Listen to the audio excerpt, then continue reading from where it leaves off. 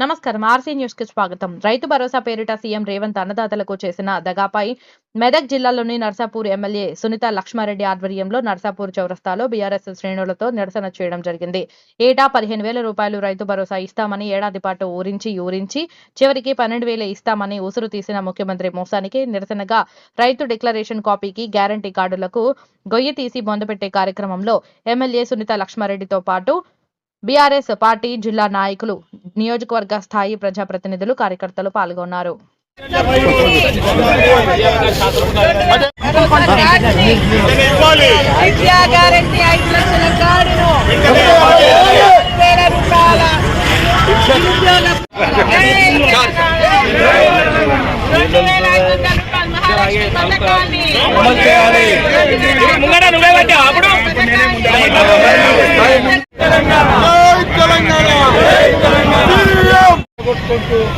ఇతర ప్రాంతాలను నిర్మాణం చేసుకునే ప్రయత్నం చేశారు తప్ప తెలంగాణ ప్రాంతాన్ని కానీ కేసీఆర్ ప్రభుత్వం వచ్చాక నిజంగా కూడా ఈ ప్రాంతాన్ని స్వర్గసీమగా తయారు చేసినటువంటి ప్రభుత్వం కేవలం టీఆర్ఎస్ ప్రభుత్వమే.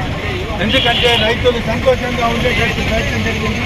అన్ని వర్గాల ఎకరాకు 15,000 రూపాయలు రైతు భరోసా ఇస్తామని, కౌలు రైతులకు 15,000 ఇస్తామని, మరి అదేవిధంగా రైతు కూలీలకు 12,000 ఇస్తామని, మహాలక్ష్మి పథకం కింద 2,500 రూపాయలు ఇస్తామని చెప్పేసి, ఇంద్రమ్మ ఇండ్లు, తెలంగాణ ఉద్యమకారుల కింద స్థలాలు, అదేవిధంగా పెన్షన్ 4,000 పెంచుతామని, మరి అదేవిధంగా వికలాంగుల పెన్షన్ 6,000 చేస్తామని చెప్పేసి, మరి 200 కరెంట్ యూనిట్లు ఫ్రీ ఇస్తామని, అదేవిధంగా గ్యాస్ సబ్సిడీ 500 రూపాయలకే గ్యాస్ సప్లై చేస్తామని చెప్పేసి, మరి ఉచిత బస్సు ఇస్తామని చెప్పేసి, మరి ప్రతి విద్యార్థి 18 ఏళ్ళు దాటినటువంటి విద్యార్థులకు స్కూటీ ఇస్తామని, అదేవిధంగా నిరుద్యోగులకు 4,000 నిరుద్యోగ వృత్తి ఇస్తామని, మరి అదేవిధంగా విద్యార్థులకు మరి విద్యా గ్యారంటీ కార్డు కింద 5 లక్షల రూపాయలు ఇస్తామని చెప్పేసి ఆ రోజు చెప్పడం జరిగింది.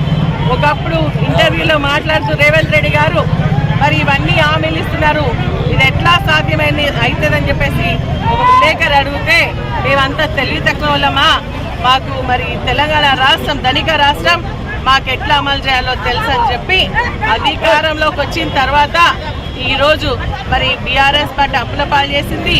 మరి ఈరోజు మరి ఖజానా ఖాళీ ఉంది, చేయలేకపోతామని చెప్పడం నిజంగా సిగ్గుచేటైనటువంటి విషయం అని చెప్పేసి కూడా తెలియజేస్తా ఉన్నాను. నిన్న మాట్లాడుతూ మరి ఉమ్మడి రాష్ట్రంలోనే బాగుంది అని చెప్పేసి ఒక తెలంగాణ ముఖ్యమంత్రి మాట్లాడుతున్నాడంటే ఇంతకంటే సిగ్గైనటువంటి విషయం ఏదైనా ఉందా అని చెప్పేసి నేను అడుగుతా ఉన్నా.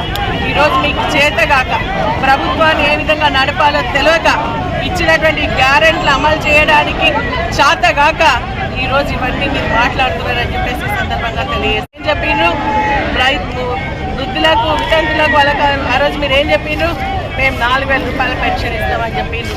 మరి రైతు భరోసా కింద 15,000 రూపాయలు ఇస్తాం. ఈరోజు మీరు తీసుకుంటే కేవలం 10,000 వస్తాయి, మేము వచ్చినాక తీసుకుంటే మీకు 15,000 వస్తాయని చెప్పేసి ఆ రోజు మీరు చెప్పిందా లేదా? మరి కానీ మీరు ఎందుకు అమలు చేయట్లేదు? నిన్న మీటింగ్, క్యాబినెట్ మీటింగ్లో మీరు అప్రూవ్ చేసింది ఏంది? మరి ఆ రోజు కేసీఆర్ గారు 10,000 రూపాయలు ఇస్తుంటే కూడా భిక్ష వేస్తున్నారు, మేము 15,000 ఇస్తామన్నారు. మరి ఈ రోజు మీరు చేసింది ఏంది అని చెప్పేసి అడుగుతా ఉన్నాం. 5,000కు 6,000, 1,000 రూపాయలు పెంచి మరి మీరు రైతులను ఏ విధంగా అవమానపరుస్తున్నారని చెప్పేసి కూడా మేము ప్రశ్నిస్తా ఉన్నాం. కాబట్టి ఇది మంచి పద్ధతి కాదు. మీరు ఇస్తామన్నటువంటి 15,000 రూపాయల రైతు భరోసా ఇవ్వాల్సిందే. అదేవిధంగా ఈరోజు మీరు ఏమంటారంటే రైతు కూలీలకు 12,000 రూపాయలు ఇస్తామంటున్నారు. గుంట భూమి కూడా లేనటువంటి వాళ్ళకి ఇస్తామని చెప్పేసి అంటున్నారు. ఉపాధి హామీ పథకం చేసేటువంటి ప్రతి ఒక్కరికి ఇవ్వాలని మేము డిమాండ్ చేస్తా ఉన్నాం. ఎందుకంటే ఈరోజు రైతు ఎవరైతే చనిపోతే ఆ కుటుంబానికి 5 లక్షల రూపాయల ఎక్స్ప్రెషన్ వస్తున్న ఆలోచనతో మరి ఒక్కొక్క కుటుంబంలో చిన్న ఒక్క గుంట 2 గుంటలు కూడా రిజిస్ట్రేషన్ చేసుకునేటువంటి సందర్భాలు ఉన్నాయి. కాబట్టి ఉపాధి హామీ పథకం పనిలో పనిచేసినటువంటి ప్రతి ఒక్కరికి కూడా మరి ఈరోజు రైతు కూలీ కింద 12,000 రూపాయలు ఇవ్వాలని చెప్పేసి కూడా మేము డిమాండ్ చేస్తూ ఉన్నాం. ఆ రోజు ఉచిత బస్సు వచ్చినప్పుడు మరి రైతు ఆటో కార్మికులకు అన్యాయం జరుగుతుందని చెప్పేసి మరి సంవత్సరానికి 12,000 రూపాయలు ఇస్తామన్నారు. మీరు అధికారంలోకి వచ్చి సంవత్సరం 13 నెలలు అవుతున్నా